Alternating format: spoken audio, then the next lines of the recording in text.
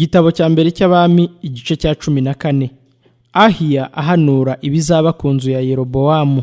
Icyo gihe Abiya mwene Yerobowamu ararwara. Yerobowamu abwira umugore we ati, ndakwinginze haguruka wiyoberanye utamenyekana ko uri muka Yerobowamu, maze ujye i Shilo.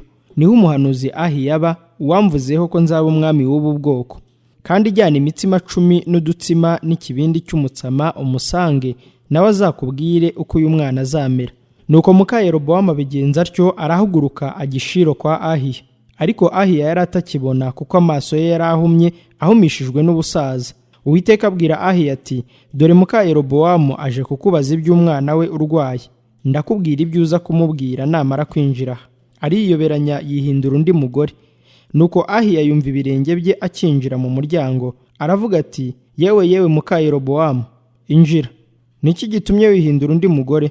Umva ngutumweho amagambo akomeye. Genda ubwire Yerobowamu uti, umva uko Uwiteka Imana ya Isirayeli ivuze ngo, yagukuye muri rubanda irakogeza kugira umwami w'ubwoko bwayo bw'Abisirayeli, ikugabaniriza igihugu igikuye ku nzu ya Dawidi. Ariko ntiwayibereye nk'umugaragu wayo Dawidi witonderaga amategeko yayo, akayikurikirana umutima we wose kugira ngo akore ibishimwa imbere yayo, ahubwo ukora ibyaha kurusha abakubanjirije bose. Uragenda wihimbira izindi mana z'ibishushanyo bibajwe n'ibiyagijwe, urandakaza uranyimura unshyira inyuma.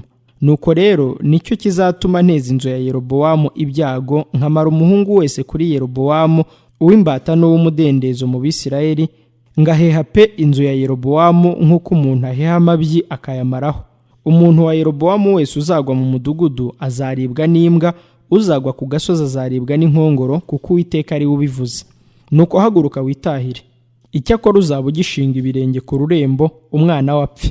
Abisirayeli bose bazamuririra bamuhambe. Uwo ni we wa Yerobowamu wenyine uzahambwa mu mva, kuko ari we wenyine wo mu nzu ya Yerobowamu wabonetsweho n'ibyiza bimwe imbere y'Uwiteka Imana ya Isirayeli. Kandi Uwiteka azihagurukiriza umwami muri Isirayeli, ari we uzarimbura inzu ya Yerobowamu uwo munsi. Mbese hari ubundi? Ubu ntibyasohoye? Kuko Uwiteka azakubita Isirayeli abe nk'urufunguzo runyeganyegera mu mazi, akarandura Isirayeli muri iki gihugu cyiza yahaye ba sekuruza, abatatanirize hakurya y'uruzi Ufurate, kuko biremeye Asherimu bakarakaza Uwiteka. Kandi azahana Abisirayeli abahoye ibyaha Yerobowamu yakoze n'ibyo yoheje Abisirayeli ngo bacumure. Nuko muka Yerobowamu arahaguruka aragenda asubira i Tirusa. Ageze ku muryango w'inzu, umwana arapfa. Nuko baramuhamba, Abisirayeli bose baramuririra nk'uko Uwiteka yari yabivugiye mu kanwa k'umugaragu we Ahiya w'umuhanuzi. Kandi indi mirimo ya Yerobowamu yose, uko yarwanye n'uko yategetse, byanditswe mu gitabo cy'ibyo ku ngoma z'abami ba Isirayeli. Yerobowamu yamaze imyaka 22 ari ku ngoma, aratanga asanga abasekuruza, maze umuhungu we Nadabu yima ingoma ye. Iby'ingoma ya Rehobowamu. Rehobowamu mwene Salomo yimye i Buyuda. Kandi Rehobowamu yimye amaze imyaka 41 avutse, amara imyaka 17 i Yerusalemu ari ku ngoma, mu murwa Uwiteka yitoranyirije mu miryango ya Isirayeli yose, ngo abe ariho ashyira izina rye. Kandi nyina yitwaga Nama Umwamonikazi. Bukeye Abayuda bakora ibyangwa n'Uwiteka, bamutera gufuha kubw'ibyaha bakoze biruta ibyo basekuruza bakoze byose, kuko biyubakiye ingoro n'inkingi na Asherimu ku musozi muremure wose no munsi y'igiti kibisi cyose. Kandi muri icyo gihugu hariho abatinganyi bakoraga ibizira byose by'abanyamahanga, Uwiteka yirukanye imbere y'Abisirayeli.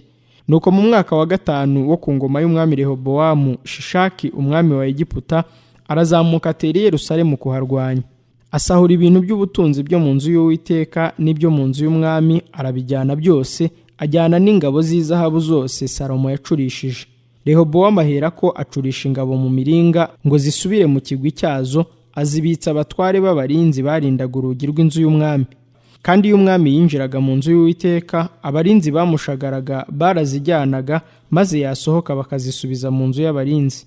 Ariko indi mirimo yose ya Rehobowamu n'ibyo yakoze byose, mbese ntibyanditswe mu gitabo cy'ibyo ku ngoma z'abami b'Abayuda?